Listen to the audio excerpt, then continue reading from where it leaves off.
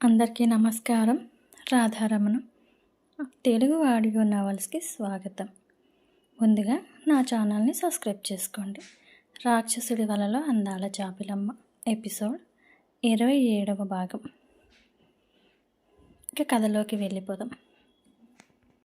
ఇక్కడ నారాయణ గారు జానకి నిలయానికి వచ్చి ఇంటి లోపలికి వెళ్దామనుకునేసరికి అక్కడ ప్రతాప్ గారు సోఫాలో కూర్చొని దేవకి గారికి టిఫిన్ తినిపిస్తూ ఉంటారు.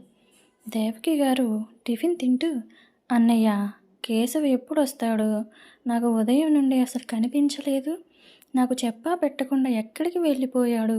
అసలు నేనంటే వాడికి ప్రేమ లేదు, అందుకే నన్ను చూడకుండా వెళ్ళిపోయాడు అని అలకగా తింటూ, దానిలాగానే కేశవ నన్ను కూడా వదిలేసి వెళ్ళిపోతాడా అని భయంతో కూడిన అమాయకంగా అడుగుతుంది దేవకి. ప్రతాప్ గారు దేవకిని జాలిగా చూస్తూ, లేదు తల్లి, కేశవ సైట్ దగ్గరికి చిన్న పని ఉండి బయటికి వెళ్ళాడు దేవకి, ఇప్పుడే వచ్చేస్తాడు అని అంటారు ప్రతాప్ గారు ఆ టిఫిన్ తినిపిస్తూ. అప్పుడే నారాయణ గారు లోపలికి వస్తూ ఆగిపోతూ దేవకి గారిని పరీక్షగా చూస్తూ ఉంటే, ఎందుకో ఆవిడలో శ్యామ పోలికలు, తన మరదలు పూర్ణిమ గారి పోలికలు కనిపిస్తూ ఉంటే మనిషిని పోలి మనుషులు ఉంటారనుకుంటూ పెద్దగా పట్టించుకోరు. ఆవిడని చూస్తుంటే ఎవరో గుర్తుకొస్తున్నారు అని అనిపిస్తుంది అని అనుకుంటూ ఉంటారు నారాయణ. దేవకి గారు నారాయణ గారిని చూస్తే టిఫిన్ తినకుండా భయపడి లోపలికి వెళ్ళిపోతారేమో అనుకుంటూ ఆయన అక్కడే దేవకి పక్కన నిలబడి ఆవిడికి కనపడకుండా ఉంటారు. ప్రతాప్ గారికి అప్పుడే కాఫీ పట్టుకొస్తున్న జానకమ్మ గారు నారాయణ గారిని చూస్తూ, ఆయన చేసే పనిని చూస్తూ, దేవకి ఆయన్ని చూస్తే భయపడి లోపలికి వెళ్ళిపోతుందేమో అని పక్కకి నిలబడి ఉండటం ఆవిడ ప్రతాప్ గారు గమనిస్తూ చిన్నగా నవ్వి నారాయణని చూసి నవ్వుతూ దేవకికి మొత్తం తినిపించి పాలు తాగించి తరువాత దేవకికి టాబ్లెట్లు వేస్తుంటే దేవకి తన వెనక ఎవరో నిలబడినట్టు అనిపిస్తూ వెనుకకు తిరిగి చూస్తుంది. అక్కడ నారాయణ గారు తనని చూస్తుంటే, అమ్మో మగవాళ్ళు, ఎంత ధైర్యం నీకు, నా పక్కకు వచ్చి నిలబడతావా అంటూ కోపంగా అక్కడ టీపాయ్ మీద ఉన్న ఫ్లవర్ వైజ్ని తీసి నారాయణ గారి మీదకి విసిరేసి ఆ ట్యాబ్లెట్ను విసురుగొట్టి తన గది లోపలికి వెళ్ళిపోతుంది దేవకి. తలుపు గడియ వేసేసుకుంటుంది. సడన్గా జరిగిన దానికి అందరూ షాక్లో ఉంటారు. నారాయణ గారికి ఆ ఫ్లవర్ వైజ్ తన నుదుటిని తగిలి రక్తం కారుతూ ఉంటుంది. ప్రతాప్ గారు వెంటనే లేచి, అయ్యో నారాయణ, గట్టిగా తగిలిందా అంటూ ఆయన నుదుటి నుండి రక్తం కారుతూ ఉంటే, అయ్యయ్యో చాలా పెద్ద దెబ్బ తగిలిందండి అంటూ జానకమ్మ కంగారుగా ఆయన తీసుకొచ్చి సోఫాలో కూర్చోబెట్టి రక్తం వస్తుంటే దాన్ని తుడిచి బ్యాండేజ్ వేసి, ఏమి అనుకోకు నారాయణ, తన గురించి 15 ఏళ్ళుగా నువ్వు చూస్తూనే ఉన్నావుగా అని అంటారు ప్రతాప్ గారు. లేదయ్యా, ఆమె గురించి నాకంతా తెలుసు కదా, నేనే లోపలికి రాకుండా ఉండవలసింది, పాపం ఆవిడ టాబ్లెట్లు కూడా వేసుకోలేదయ్యా అని బాధగా అంటారు నారాయణ. ప్రతాప్ గారు నారాయణ గారిని చూస్తూ నవ్వుతూ, లేదులే నారాయణ, కేశవ్ వస్తాడుగా, తను చూసుకుంటాడులే అని చెప్పి అక్కడ సోఫాలో కూర్చుని, ఇప్పుడు చెప్పు ఎంతవరకు వచ్చాయి ఆ లెక్కలు, తేడాలు అని ఆయనకి జానకమ్మ గారు కాఫీ ఇస్తుంటే తీసుకుంటూ అది తాగుతూ అడుగుతారు. నారాయణకి కూడా కాఫీ ఇచ్చి ఆవిడ లోపలికి వెళ్ళిపోతారు. నారాయణ కాఫీ ముగించిన తరువాత వినయంగా ప్రతాప్ గారి దగ్గరకు వచ్చి నిలబడి, అయ్యా, అన్ని కేశవ బాబు చూసుకుంటానన్నారయ్యా. ఆ బాబు ఉదయం మా ఇంటికి వచ్చి ఈ లెక్కలు అన్నీ తెలుసుకుని వెళ్ళారు అని చెబుతాడు నారాయణ. ప్రతాప్ గారు ఆశ్చర్యంగా, ఏంటి, కేశవ మీ ఇంటికి వచ్చాడా? ఆ లెక్కల గురించి అన్నీ అడిగి మరీ తెలుసుకున్నాడా అని ఆశ్చర్యంగా అడుగుతూ ఉంటే, అవునయ్యా అని చెప్పేసరికి నారాయణ మాటలు లోపల వంటగదిలో ఉన్న వాళ్ళు కూడా వింటూ, ఏంటి, కేశవ నారాయణ వాళ్ళ ఇంటికి వెళ్ళారా అని జానకమ్మ, అక్కడున్న సుమిత్ర నమ్మలేనట్టు, ఎప్పుడూ లేనిది నారాయణ ఇంటికి వెళ్ళడం ఏంటి అని ఇద్దరు అనుకుంటూ ఉంటారు. ఇంతలో బయట నుండి చంద్రకాంత్, వీరభద్రం, ఏదో మాట్లాడుకుంటూ లోపలికి వస్తూ ప్రతాప్ గారి దగ్గరగా వచ్చి అక్కడ టీపాయ్ మీద ఒక బ్యాగ్ పెట్టి అందులో నుండి డబ్బులు కట్టలు తీసి అక్కడ ప్రతాప్ గారి ఎదురుగా పెట్టి వాళ్ళకి పట్టిన చెమటలు తుడుచుకుంటూ, అన్నయ్య, ఆ లారీ కాంట్రాక్టర్ ఒక 25 లోడున్న చేపల లారీలను తప్పించి మనల్ని మోసం చేశాడు. 75 లారీలు లోడ్ అయ్యాయని మనల్ని నమ్మించాడు. కానీ నాకెందుకో అనుమానం వచ్చి కొంచెం గట్టిగా వాడిని 4 తగిలించి అడిగేసరికి ఏదో నా కూటి కోసం ఇలా చేశాను, ఇంకెప్పుడు ఇలా చెయ్యను అని మా కాళ్ళ మీద పడి ప్రాధేయపడ్డాడన్నయ్య. వాణ్ణి పోలీసులకు పట్టిద్దాం అనుకున్నాం. కానీ వాడు ఆ తప్పు ఒప్పుకొని ఆ డబ్బు మాకు తిరిగి ఇచ్చేశాడు అంటూ ఆ డబ్బుని ఇవే అంటూ అక్కడ పెడతారు ఇద్దరూ కలిపి. నారాయణ మాత్రం వాళ్ళిద్దరినీ చాలా ఆశ్చర్యంగా చూస్తూ ఉంటాడు. ఎందుకంటే ఆ డబ్బులు నొక్కేసింది వాళ్ళే. ఇప్పుడు ఈ విషయం కేశవకి తెలిసిపోయిందని భయంతో ఇలా నాటకాలు ఆడుతూ కేశవ అడక్కకుండానే ఆ డబ్బుల్ని తీసి ఇచ్చేస్తే వాళ్ళ మీదకి ఏది రాకుండా ఉంటుందని తీసి అక్కడ పెట్టేస్తుంటే వాళ్ళ కన్నింగ్ బుర్రకి నారాయణ వాళ్ళ వైపే అలానే చూస్తూ ఉంటారు. ప్రతాప్ గారికి కూడా అసలు ఏం జరిగి ఉంటుందో ఆయన ఊహించగలరు.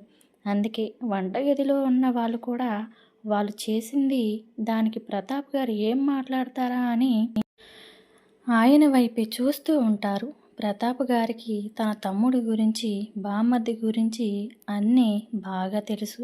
ఆ లెక్కలలో చాలా లెక్కలు తప్పుడు ఉన్నా ఆయన అడగరు, పట్టించుకోరు. ఎందుకంటే కేవలం వాళ్ళ రక్త సంబంధికుల కోసం, ఆ ఇంటి మనుషులు కాబట్టి. వాళ్ళ మనసులను బాధ పెట్టదలుచుకోలేదు ఆయన. అందుకే ఆయన వాళ్ళిద్దరినీ చూస్తూ ఆ కాఫీ తాపీగా తాగుతూనే ఆ డబ్బులను 2 భాగాలుగా చేసి వాళ్ళిద్దరికీ ఇచ్చేస్తారు ప్రతాప్ గారు. వాళ్ళిద్దరితో పాటు ఇంట్లో ఉన్న అందరూ కూడా ఆశ్చర్యంగా చూస్తూ ఉంటారు. అన్నయ్య అని చంద్రకాంత్, బావ అని వీరభద్రం ఆశ్చర్యంగా ఆ డబ్బులు మాకిస్తున్నావేంటి అని ఆశ్చర్యంగా అడుగుతుంటే, మీరు నారాయణ లేని సమయంలో ఎంత కష్టపడి ఉన్నారో, ఆ లోడ్లు పంపే క్రమంలో మీరు ఎంత కష్టపడి ఉంటారో నాకు తెలుసు.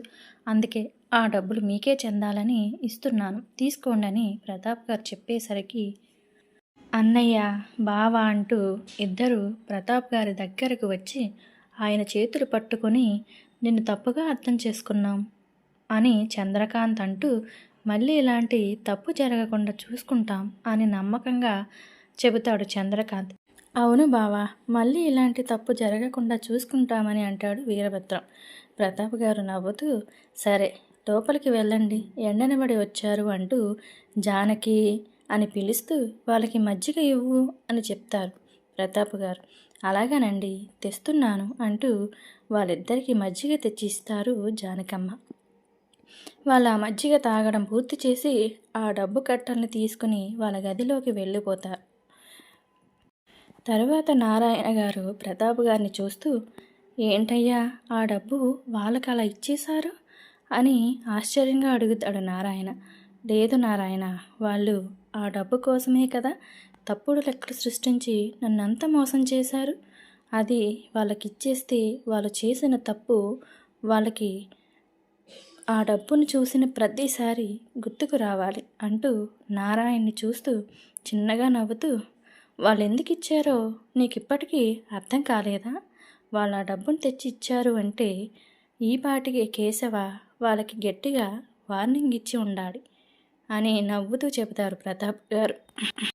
నారాయణ అప్పుడు, హా నిజమే అయ్యా, కేశవ్ బాబు ఇచ్చిన వార్నింగ్తో ఏమీ ఎరగనట్టు తెచ్చి ఇచ్చేశారు అని నవ్వుకుంటూ, అయ్యా మీరు చేసిన మంచి పని నాకు నచ్చిందయ్యా అంటూ చిన్నగా నవ్వుతూ అంటాడు నారాయణ. ఇక్కడ వీరభద్రం, చంద్రకాంత్ వాళ్ళ గదిలోకి వెళ్ళిపోయి వాళ్ళకి పట్టిన చెమటలు తుడుచుకుంటూ అసలు 1 గంట ముందు ఏం జరిగిందో ఆలోచించుకుంటూ ఉంటారు.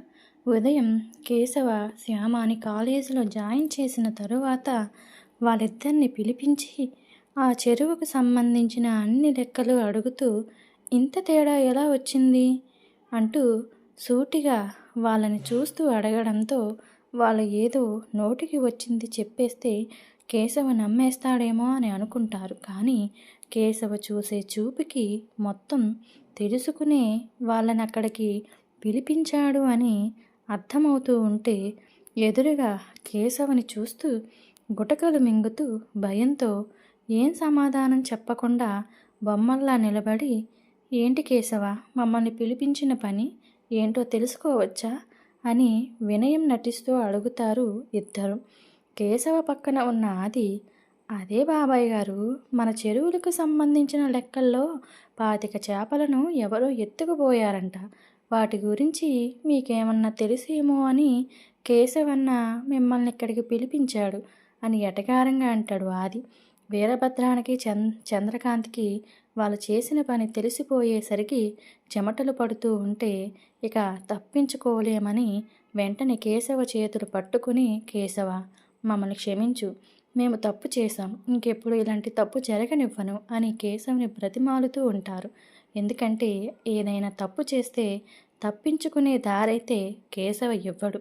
అందుకే ఎంత పెద్ద శిక్ష వేస్తాడు అని వాళ్ళిద్దరూ భయపడుతూ కేశవ దగ్గర తోక జాడించరు. అందుకే కేశవ మనసు చాలా మంచిదని వాళ్ళకి తెలుసు. వెంటనే వాళ్ళని క్షమించేస్తాడని కేశవ చేతుల్ని పట్టుకుని క్షమించమని అడుగుతారు. కేశవ వాళ్ళిద్దరినీ కళ్ళు చిన్నగా చేసి చూస్తూ ఉండేసరికి వెంటనే వాళ్ళిద్దరూ, మాకు అర్థమైంది కేశవ, ఇప్పుడే వాటికి సంబంధించిన డబ్బుల్ని నాన్నగారికి ఇచ్చేస్తామని కంగారుగా ఇంటికి వచ్చేసి ఆ డబ్బుల్ని ప్రతాప్ గారికి ఇవ్వడం అంతా గుర్తుకొస్తుంటే వీరభద్రం, అమ్మో, ఇలాంటివి ఏదైనా చేసినప్పుడు చాలా జాగ్రత్తగా ఉండాలి అనుకుంటాడు కానీ బుద్ధి మార్చుకోడు. ఇక్కడ చంద్రకాంత్ గదిలో మాత్రం కోపంతో రగిలిపోతూ ఆ డబ్బుని చూస్తూ బెడ్ మీద విసిరుగొట్టి దొరికిపోయినందుకు అవమానకరంగా ఫీల్ అవుతూ, అసలు కేశవ అనేవాడే లేకపోతే ఈ సామ్రాజ్యం అంతా నాదే కదా, నేను ఎంత డబ్బు వాడుకున్నా నన్ను అడిగేవాడు ఉండడు కదా అనుకుంటూ కోపంతో అసలు కేశవని లేకుండా చెయ్యాలని పన్నాగాలు చేస్తూ ఉంటాడు చంద్రకాంత్. ఇక్కడ కేశవ శ్యామాని తన జీపులో విసురుగా పడేసి డ్రైవింగ్ సీట్లో కూర్చొని శ్యామాని కోపంగా చూస్తూ, ఏంటి మాకే ఎదురు చెప్తున్నావు అంటే అంత ధైర్యం వచ్చేసిందా నీకు అని అడుగుతాడు కేశవ కోపంగా. కేశవ అలా అడుగుతుంటే తనకి దడ వణుకు వచ్చేస్తూ తనని ఎత్తుకు తీసుకురావడం వల్ల పెరిగిన తన గుండె దడ అదుపు చేసుకుంటూ, సార్, నేనేం చేశానండి, మీకెందుకు శ్రమ, నేను వెళ్ళిపోతానన్నాను, అదే తప్ప అని అడుగుతుంది శ్యామ వైపు చూస్తూ.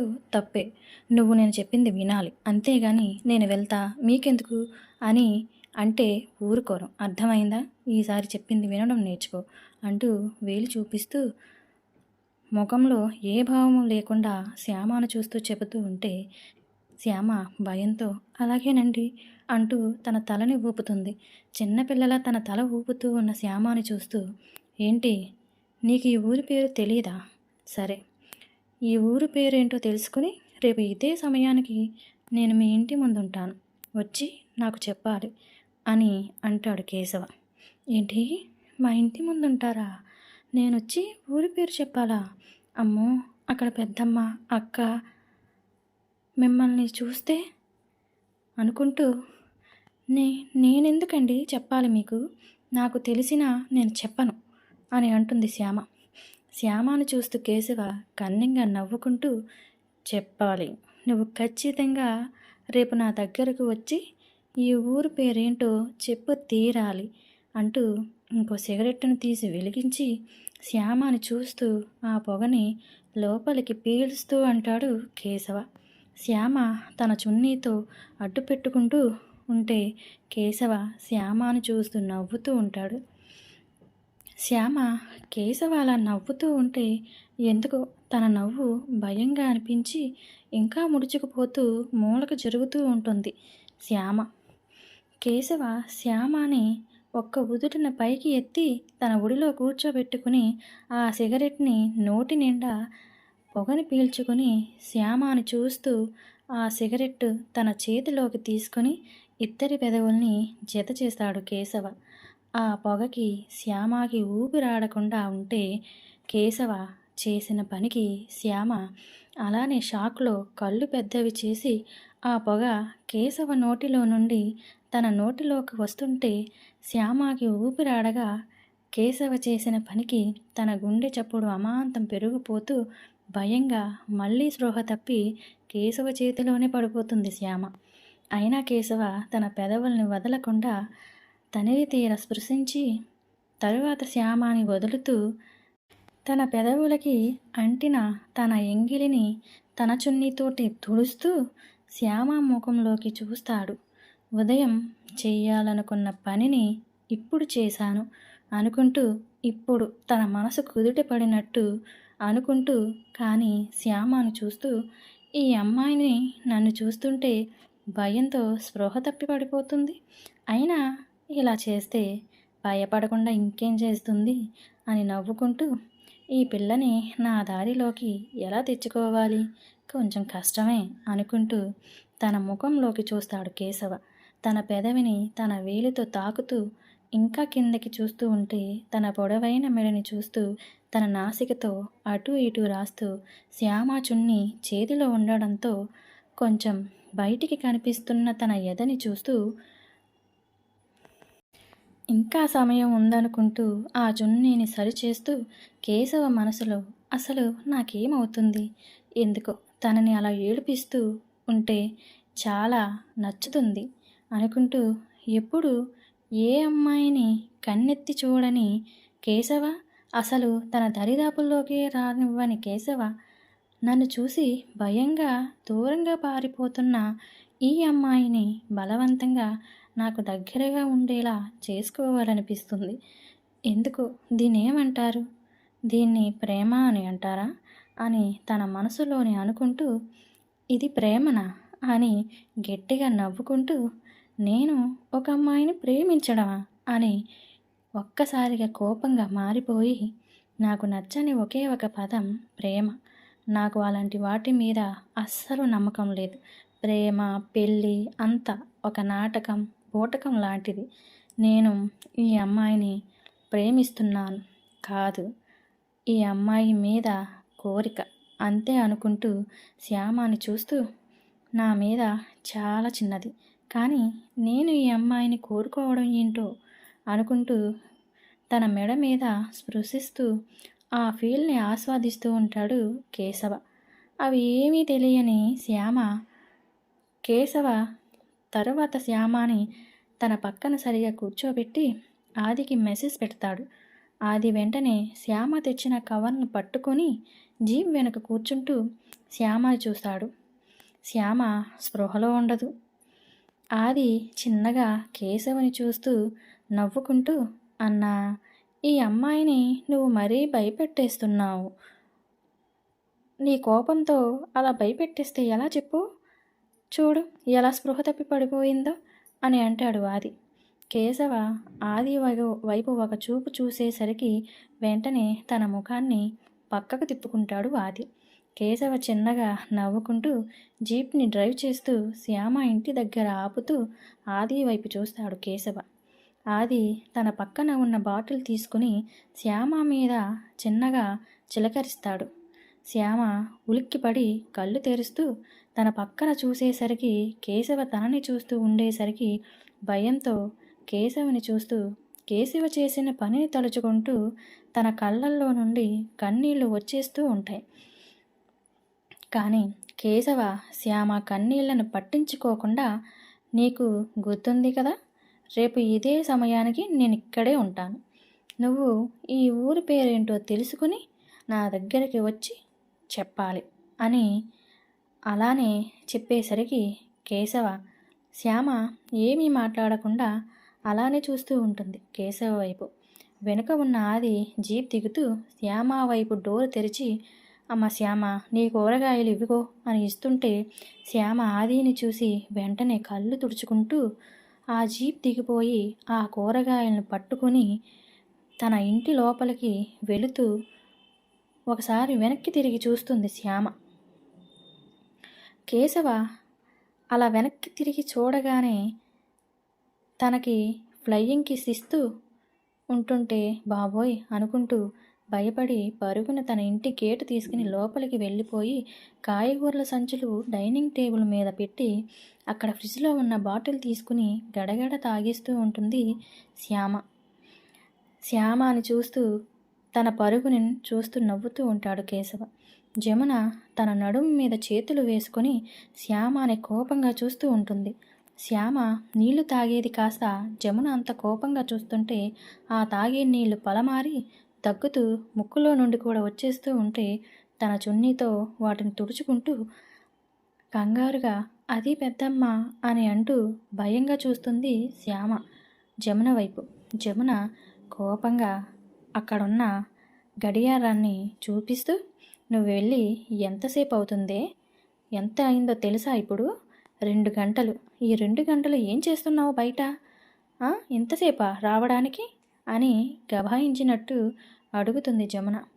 జమున కూరగాయలన్నీ సరిగా తెచ్చిందో లేదో అని అక్కడ చూస్తూ ఉంటుంది.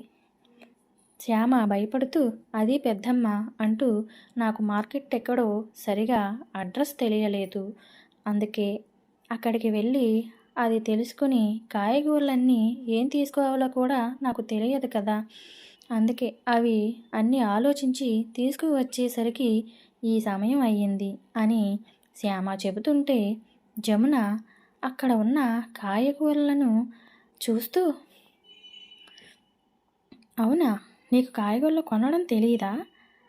నిజంగానే తెలియదా నీకు అంటూ మరి ఇన్ని ఎక్కువ కాయగూరలు, ఇంత కాస్ట్లీ ఫ్రూట్లు ఇవన్నీ ఏంటి? ఇవన్నీ తేవడానికి నీకు అసలు డబ్బులు నేను ఇవ్వలేదు కదా, మరి ఇవన్నీ తేవడానికి నీకు డబ్బులు ఎక్కడి నుంచి వచ్చాయి ఇవన్నీ అని అనుమానంగా శ్యామాని చూస్తూ అడుగుతుంది జమున. ఏంటి అని, మామూలు మనం డైలీ వండుకునే కాయగూరలేగా తీసుకొచ్చాను అని వాటిని చూస్తూ ఆశ్చర్యంగా ఏంటి ఈ ఫ్రూట్స్ అనుకుంటూ ఇవేలా వచ్చాయి పెద్దమ్మా అని జమునను చూసి అడుగుతుంది శ్యామ. జమున కోపంగా అవి ఎలా వచ్చాయో నాకేం తెలుస్తుంది, నువ్వే చెప్పాలిగా అని చెప్పవే, అవి కొనడానికి నీకు డబ్బులు ఎక్కడి నుండి వచ్చాయి అంటూ కోపంగా అడుగుతూ ఉన్నప్పుడే జమున అంటూ పక్కింటి పంకజం లోపలికి వస్తూ జమున, ఈ పిల్లని ఆ కేశవబాబు తన జీపులో తీసుకుని వచ్చాడే, మీ ఇంటి ముందు జీప్ ఆగితే చూశాను, ఆ అమ్మాయి అందులో నుండి దిగడం, అది ఆవిడ చేతికి ఆ కాయగూర కవర్లో ఇవ్వడం, అవన్నీ అది తీసుకుని లోపలికి రావడం నేను అన్నీ చూశానే అని కళ్ళు పెద్దవి చేసుకుని ఏదో నిజం తెలిసినట్టు చెబుతుంది పంకజం జమునతో. ఏంటి, ఇది ఆ కేశవ జీప్ దిగి వచ్చిందా అని ఆశ్చర్యంగా అడుగుతుంది జమున. అవునే అంటుంది జమున శ్యామ వైపు కోపంగా చూస్తూ ఉండేసరికి శ్యామ ఇప్పుడు జమున ఏమంటుందో అన్నట్టు జమున వైపు చూస్తూ కొనసాగుతుంది. ఈ స్టోరీ ఎలా ఉందో కామెంట్స్ రూపంలో మీ అభిప్రాయాన్ని తెలపండి. అలాగే నా స్టోరీని లైక్ చేయడం మాత్రం మర్చిపోకండి. నా ఛానల్ని సబ్స్క్రైబ్ చేసుకోండి. వచ్చే ఎపిసోడ్లో తెలుసుకుందాం. నమస్తే.